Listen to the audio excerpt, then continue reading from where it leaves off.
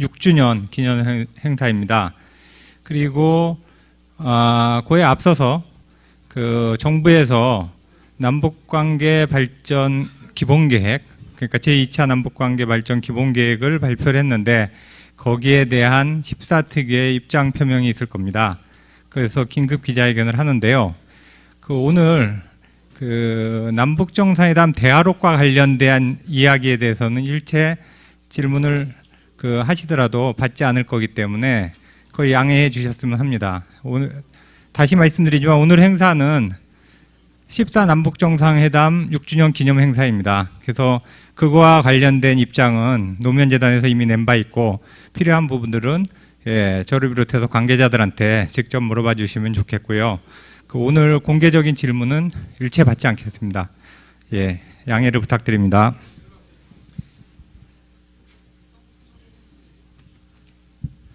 네, 그러면 우리 14특위 이재정 위원장님이랑 위원장님, 이제 14특위 위원분들 오셨어요. 그럼 기념행사 토론회에 앞서서 노무현재단 14특별위원회에서 아까 말씀드린 대로 제2차 남북관계 발전 기본계획에 대한 입장을 발표하는 기자회견을 진행하도록 하겠습니다. 네, 안녕하십니까. 노무현재단의 14 정상선언 특별위원회 위원장을 맡고 있는 이재정입니다. 오늘 사회자가 말씀드린 것처럼 성명서를 여러분에게 낭독해 드리도록 하겠습니다.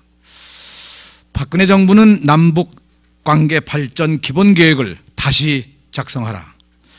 지난 9월 25일 정부는 남북관계 발전위원회를 개최하여 제2차 남북관계 발전 기본계획을 심의했다. 언론 보도에 따르면 박근혜 정부가 확정한 남북관계 발전 기본계획에는 2007년 14 남북 정상선언에서 약속한 서해 평화협력 특별지대 추진이 빠져 있다고 한다. 제2차 남북관계 발전 기본계획에서는 정전체제의 평화체제로의 전환, 한반도 비핵화와 같은 한반도의 평화와 안정을 위한 핵심적인 내용들도 누락되거나 소홀히 다루어지고 있는 것으로 알려졌다. 이는 남과 북의 기존 합의를 존중하겠다던 박근혜 정부가 국민과의 약속을 어기고 14선언을 부정하려고 하는 시도이다. 박근혜 정부가 스스로 국민에게 약속한 선거 공약을 어기고 이와 같은 계획을 세우고 있는 것은 민족의 평화로운 미래를 위협하는 것이기에 우리는 심각한 우려를 표명하지 않을 수 없다. 정전체제의 평화체제로의 전환과 한반도 비핵화는 한반도의 평화정착과 통일 기반 조성을 위한 핵심적인 사안이다. 북핵 문제 때문에 20년이 넘도록 한반도에서 반복적으로 지속된 긴장과 전쟁 위기를 극복하기 위해서는 평화체제와 비핵화가 필수적이다. 서해 평화협력 특별지대는 14 남북 정상선언의 많은 약속 가운데 가장 중요한 성과로 전문가들이 꼽고 있는 사안이다. 서해 평화협력 특별지대는 분쟁의 바다인 서해를 평화의 바다로 전환시키겠다는 것이다. 서해에서 북방 한계선을 평화적으로 지킴으로써 서해의 완전한 평화를 이룩하고자 하는 것이다.